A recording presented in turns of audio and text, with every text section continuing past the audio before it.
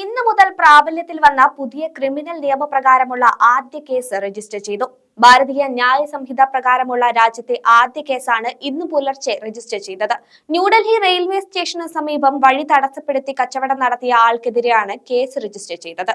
ഭാരതീയ ന്യായ സംഹിത 285 പ്രകാരമാണ് ഇയാൾക്കെതിരെ കേസെടുത്തിരിക്കുന്നത്. ബീഹാറിലെ പാട്ന സ്വദേശിയായ പങ്കജ് കുമാർ എന്നയാൾക്കെതിരെയാണ് കേസ് രജിസ്റ്റർ ചെയ്തത്.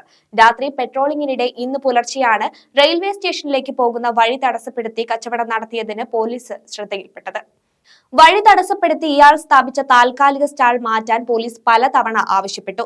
എന്നാൽ ഇയാൾ ഇതിന് തയ്യാറാകാതിരുന്നതോടെ കേസ് രജിസ്റ്റർ ചെയ്യുകയായിരുന്നു. ഇന്ത്യൻ ശിക്ഷാ നിയമം, ക്രിമിനൽ നടപടിക്രമം, ഇന്ത്യൻ തെളിവ് നിയമം എന്നിവയ്ക്ക് ബദലായി കേന്ദ്ര സർക്കാർ കൊണ്ടുവന്ന ഭാരതീയ ന്യായ സംഹിത, ഭാരതീയ നാഗരിക് സുരക്ഷാ സംഹിത, ഭാരതീയ സാക്ഷ്യ അധിനിയം എന്നിവയ്ക്ക് ഇന്നു മുതലാണ് പ്രാബല്യത്തിൽ വന്നത്. കഴിഞ്ഞ വർഷം ഓഗസ്റ്റ് 12-നാണ് ആഭ്യന്തരമന്ത്രി അമിത് ഷാ നിയമത്തിൽ കരട് പാർലമെന്റിൽ അവതരിപ്പിച്ചത്.